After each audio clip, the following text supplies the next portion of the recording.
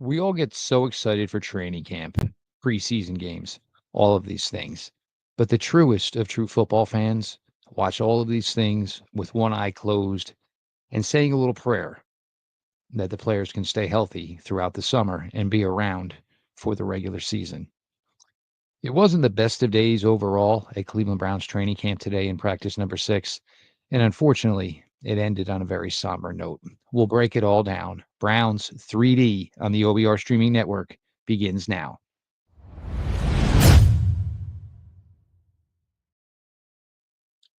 Welcome back, my friends, to the show that never ends, your daily delivery of all things Dog Pound Browns 3D on the OBR streaming network. I am your host, Jeff Lloyd, and we appreciate each and every one of you that come to the OBR daily for your favorite Cleveland Browns content from our fantastic group of writers. Make sure you go over to the OBR.com, check out the VIP access, get it for yourself. You will get the insider forums. You will get access to Ask the Insiders. It's a great package, doesn't cost you very much. And after a brief amount of time, it gets paired with Paramount Plus. So it turns into a BOGO, certainly something every Cleveland Browns fan should have. We appreciate you all for coming out to the OBR streaming network beginning every night at 6 p.m. Eastern, starting with Browns 3D. Today being Tuesday at 6, you'll have Browns 3D, 7 o'clock. Brad Ward, Pete Smith will be here to break down a bunch of topics for you. Garage Beers with Mike Keefe at 9 o'clock. Jam-packed evening here on the OBR streaming network. Make sure you see it and get to it, and you are subscribed to the OBR on YouTube and, of course, the OBR over on Twitch. It's always so difficult this time of year because the excitement we all have for this sport returns to us. The Cleveland Browns return to us. But with every OTA, with every mandatory minicamp, with every training camp practice, with every preseason game, I'm always the one of, sitting there with fingers crossed. I just don't want anybody to get hurt. You don't want to lose anybody in something that doesn't mean anything. Practice overall today was kind of flat. It kind of happens usually. Um, I don't know why more teams don't have their first day with pads on and then have one of their off days after their first day of pads. Going your first day of pads and then going back to pads a second day, it's kind of like, a gentleman like myself or any young ladies listening, kind of maybe equated to the day after a bachelor or a bachelorette party. It's just not the same. You don't have the same juice. There's been no contact for, almost 7 months, if not more at this point. So, the tendency that practice goes flat shouldn't really necessarily be a surprise to anybody. But what was a flat practice, unfortunately, will now be remembered for the injury suffered by Martin Emerson Jr.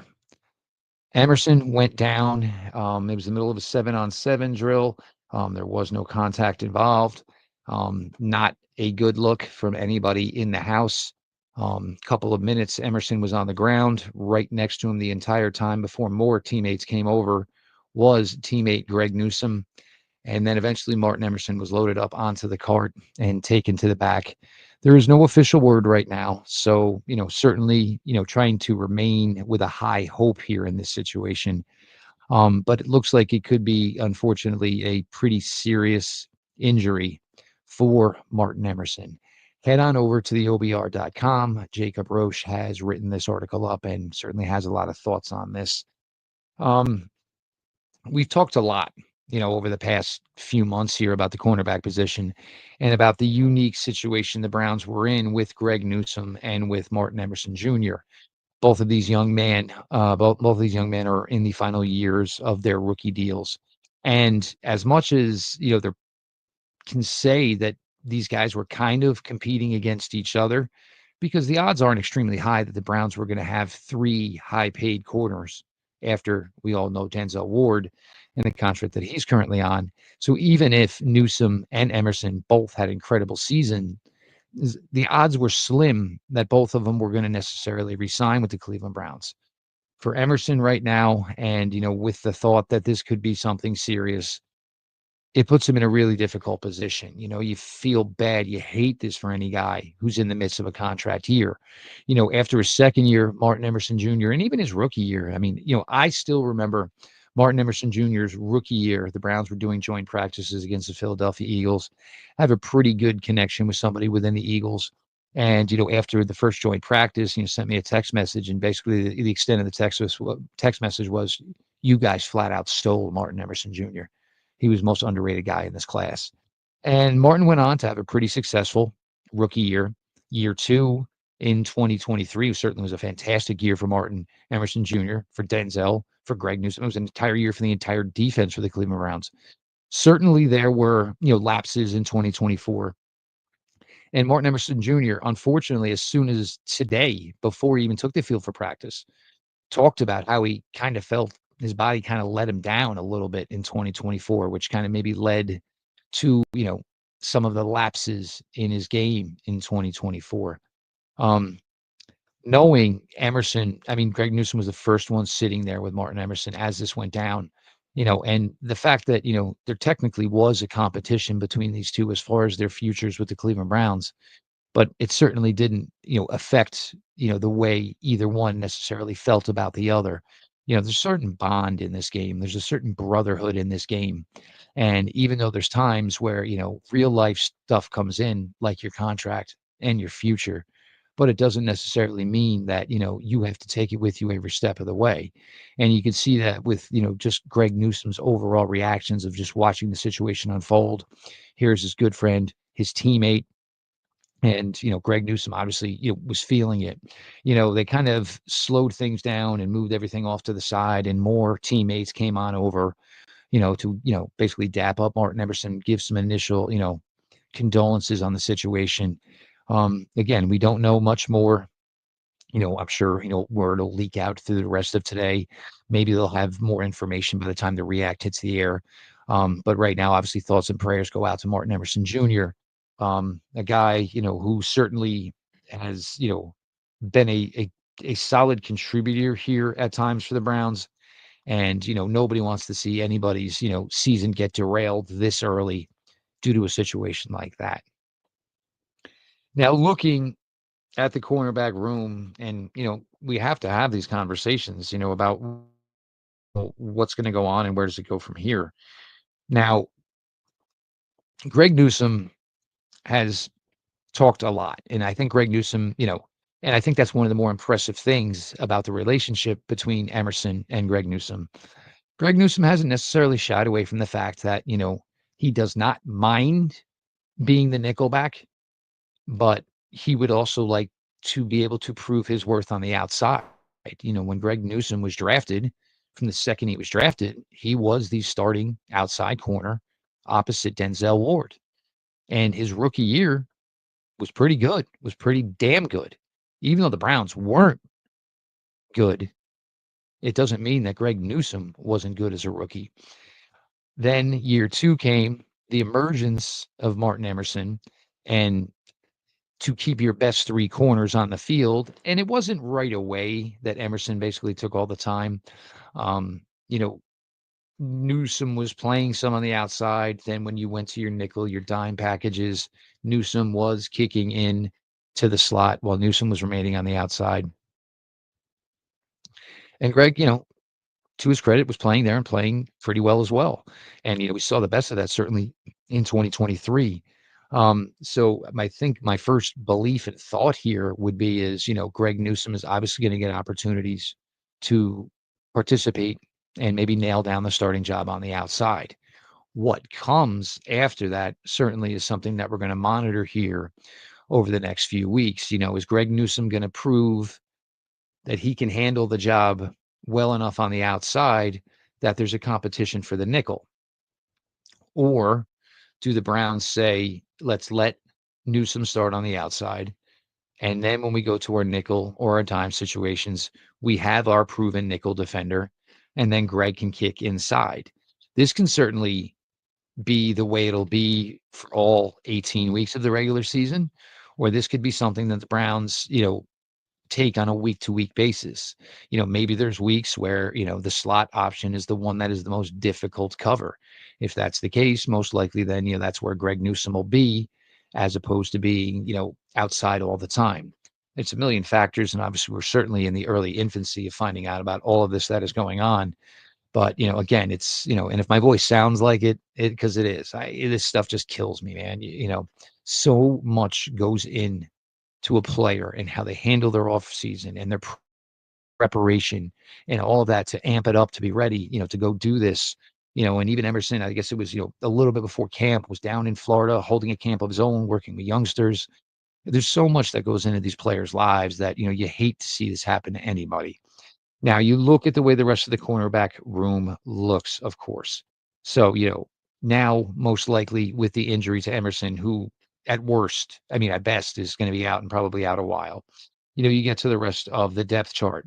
You have players like Cameron Mitchell, who actually had an interception off of Dylan Gabriel today. It wasn't so much a fantastic play by Cam Mitchell as it was a 2-minute drill where Dylan Gabriel was actually cooking. And I think Gabriel kind of felt it was the last play he was going to have because it was like 5 seconds. So Gabriel kind of just threw it. Maybe he should have ate it and opted for a more cleaner look, on one more play. Dylan threw it. Cam Mitchell was underneath. It kind of looked like maybe Gabriel didn't necessarily see him. It was definitely an easy interception, but Cameron Mitchell nonetheless did make the interception. Now you have Cameron Mitchell in the second string. You have Tony Brown on the second string. Tony Brown, most likely a special teams player, but maybe gets an opportunity here to see and show what he can maybe do as a corner. Nick Needham, and we're going to talk a little bit about Nick Needham. Then after that, of course, you have, Anselm, Chiggy Anselm. You have Anthony Kendall. You also have 2024 seventh round pick who didn't get to play so much last year, Miles Harden. Now, Nick Needham for me is an interesting name. Now, in the late 19, the late 2019s and the early 2020s, Nick Needham was a nickelback and was playing for the Miami Dolphins. And at the time, the Dolphins were not very good.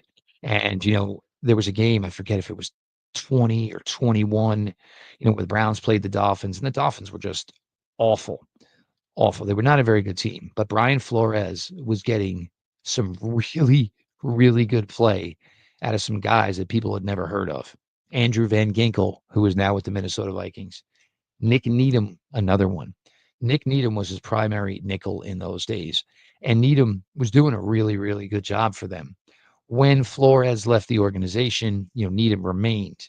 But the new organization was trying to play Nick Needham on the outside. And the snap count went down just because Nick Needham just wasn't very good on the outside. Nick Needham is a proven veteran. He's done the job well from the nickel in the past. In the last couple of years, his play has not been very good, but also he has not been put in what is his best position. So if you're looking, for people here that are going to get this opportunity, there still certainly is the possibility that Greg Newsome goes outside and starts. But again, there is the possibility Greg Newsome also remains your starting nickel and somebody else gets the opportunity to step up on the outside. But you also have Cameron Mitchell, who can do both. You have Nick Needham, who can play the nickel. Miles Harden, probably best suited for the nickel. Again, this is just a really difficult blow for this team. And it's certainly a terrible, terrible blow for Martin Emerson because I think the defense was going to rebound this year and be closer to their 2023 form. And now, missing a big piece, a starting piece in Martin Emerson Jr. certainly is, not necessarily something that this team wanted to have to deal with. But sometimes it's better to get an injury like this and have to deal with a crisis like this earlier in training camp than later. Now, the quarterbacks today, the accuracy was there. There wasn't necessarily much juice. And I would think that would be something he could probably describe for the entire practice. And again, it has something to do with the fact that, you were padded yesterday and there is that hangover going into day two with pads. The quarterbacks were accurate. Their numbers appeared to be okay by the tracker, if you have to go by the tracker. No touchdowns. There was the interception from Dylan Gabriel that we discussed earlier. Um, The offense just, hopefully slowly, is going to need to start picking it up. And I think the biggest thing with this though is going to be, when you get to Carolina and you start getting to face a defense other than your own. You get to a certain point, in these training camp practices where, the offense has a read of the defense has a read of the offense. There's just nothing you can do about it. I mean, this is all you've been studying now for 2 weeks. Um, so we're certainly gonna, see how that works. And, once you kind of get to go against somebody that you necessarily don't have a positive relationship with and you're not friends with, you're not teammates with, does kind of create a tad bit of a little bit of a different juice. But not the best day for the offense after, a decent day on Saturday and a much, much better day, of course, yesterday on Monday. A couple of videos of Mason Graham, and he's not getting much pub right now. And this usually happens, with interior play in camp. It's so difficult to see what's going on with the interior offensive line and the interior defensive. It's just really difficult to, get footage of it and to, from where the vantage point of, the media that's there, you're so far away, you can only see what's in front of you. You can't see what's behind you. You know what I'm saying? Behind what's in front of you, I should say. But there are some reps of Mason Graham, and there's one with a move against Wyatt Teller. And, I'm not sure necessarily that it was a 100% drill, meaning that, hey, mouthpieces in, helmets on, button chin straps. But Mason Graham, beautiful, beautiful spin move on Wyatt Teller. And you see, at 21 years old, with the wrestling background, the amateur wrestling background that Mason Graham has, and certainly, his time at Michigan and his play at Michigan, what really got the Browns excited enough to pull the trigger on that trade and then ultimately move down and have Mason Graham be their first selection of this 2025 NFL draft class. The ceiling is certainly high. And, again, I keep talking about, where this team could be talked about just a few weeks, a few months into the 2025 regular season as a defensive line that needs to be all of a sudden now has some longevity to it, with the likes of an Isaiah McGuire, with the likes of a Michael Hall, with the likes of a Jawan Briggs, as does a Joe Tryon come on for this team and Alex Wright in his final year, his contract year, come on for this team. This group has looked, like there's a lot of individual potential, but can this group start to put it together collectively? And this is one thing, and I've said it a million times that the Browns have never truly had, and they have not had it in the 9 years that I've been covering this team since 2017, is to have this, nice solid rotation at the defensive line position, interior combined with outside, but also have it have some staying power. McGuire's still under contract to next year. Hall, year two of his deal. Briggs, year two of his deal. Mason Graham, obviously just a rookie. Miles with a big fat new extension. This is a really, really has really nice potential to be something that lasts long here. And it doesn't have to be a front burner issue for this franchise. You can just add a couple of rotational players like you did with Malik Collins, like you're hoping you did with Joe Troy on Shainka this year, where these guys can just come on in and, basically specialize on maybe nickel and dime opportunities. So something that, Mason Graham taking some positive steps could be a really, really important thing, certainly for this franchise, not just today, but, for the next 2, 3, 4 seasons going forward for this team. The running back room, there was, a little more involvement today for Jerome Ford. Still, certainly no word in regards to Quinshawn Judkins, and who knows how that situation is going to play out. It's definitely a difficult situation, and you have to have, the understanding that the victim has rights, and you have to understand that, of course, Quinshawn Judkins is innocent until proven guilty. But for now, it certainly seems like Quinshawn Judkins is, a ways away from being a conversational piece for the Cleveland Browns. So, with Samson yesterday, who definitely did take that difficult, shot. And I think the shot, it was, don't get me wrong, Carson Schwesinger hit him good. But where Carson Schwesinger hit Dylan Sampson, it was thankful enough for Dylan Sampson and that it was not a spot that was going to cause any type of injury, of course. Certainly looked good on video, but so you're starting to look more and more at a Jerome Ford, Dylan Sampson combination. And I think there's some things that, can come from that. I think everybody had their initial juice and excitement for, what Quinshawn could bring to this room. But, Jerome Ford to this point is the best receiving option the Cleveland Browns have as a running back.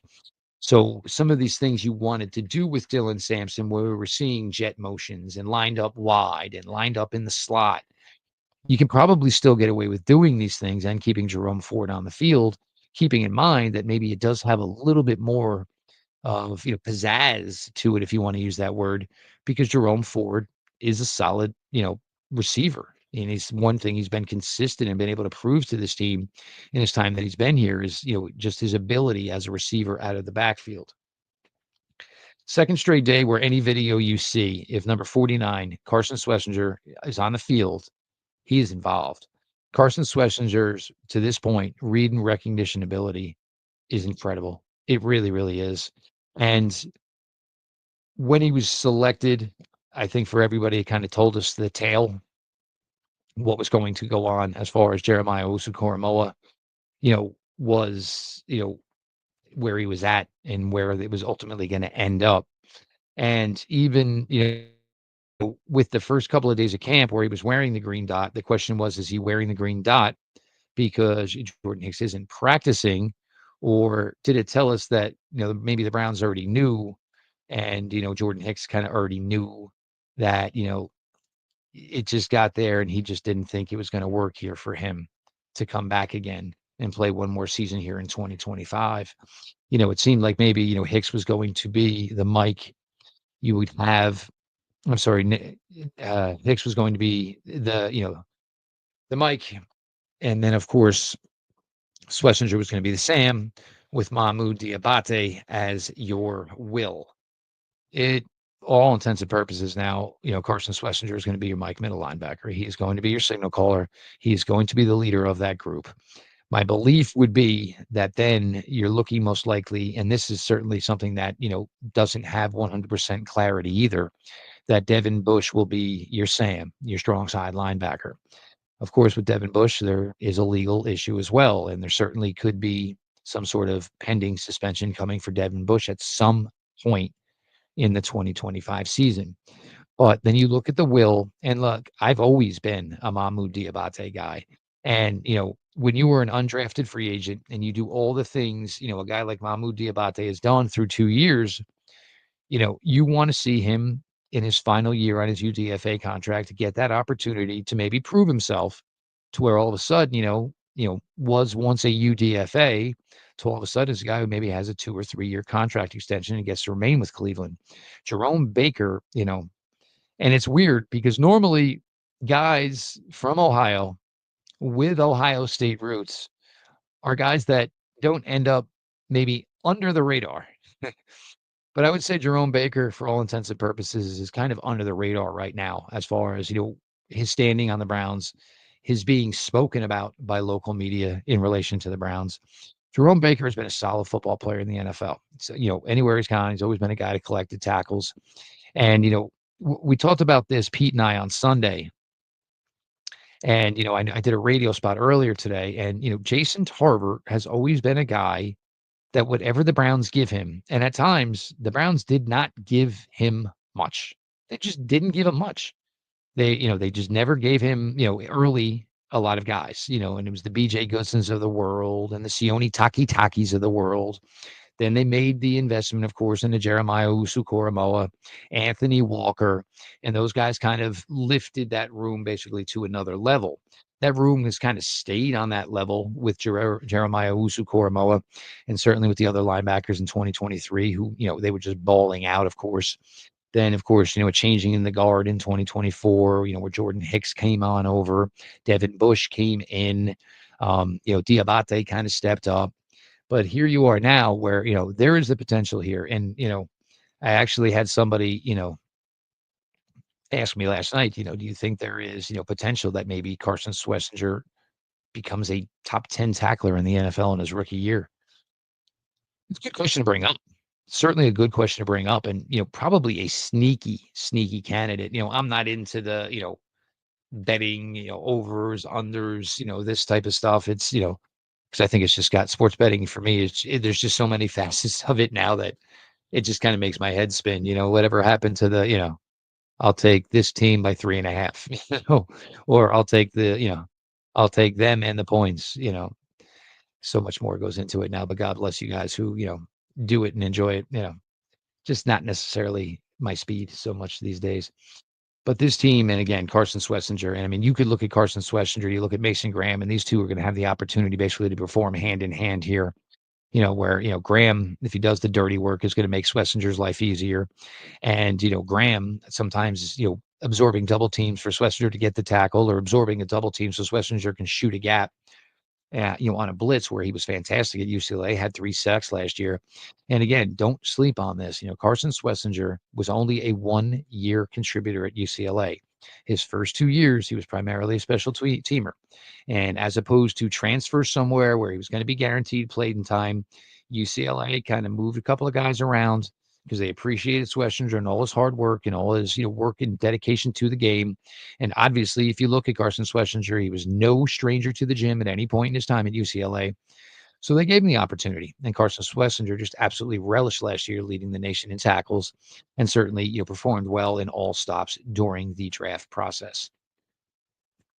Safety position going to be interesting. There's times where they're kind of holding Grant Delpit out right now. And I think maybe the thought process there is, the importance of what Grant Delpit is. But I think the Browns, they have so many decisions to make on the rest of that safety room. And, I'm not saying that, some of those guys, are going to make this team, but I don't think there's much certainty in that safety room outside of Grant Delpit. So I think, while they're, keeping a slower approach with Grant Delpit, I think the thought process is just that he's the one known commodity you have. And, his ability, of course, to cover running backs out of the backfield, his ability, of course, to cover tight ends, his, strength in run defense, his strength of playing within the box are all the plus factors for Grant Delpit. And, I think the Browns are just trying to take it easy with their most proven commodity in the safety position to this point.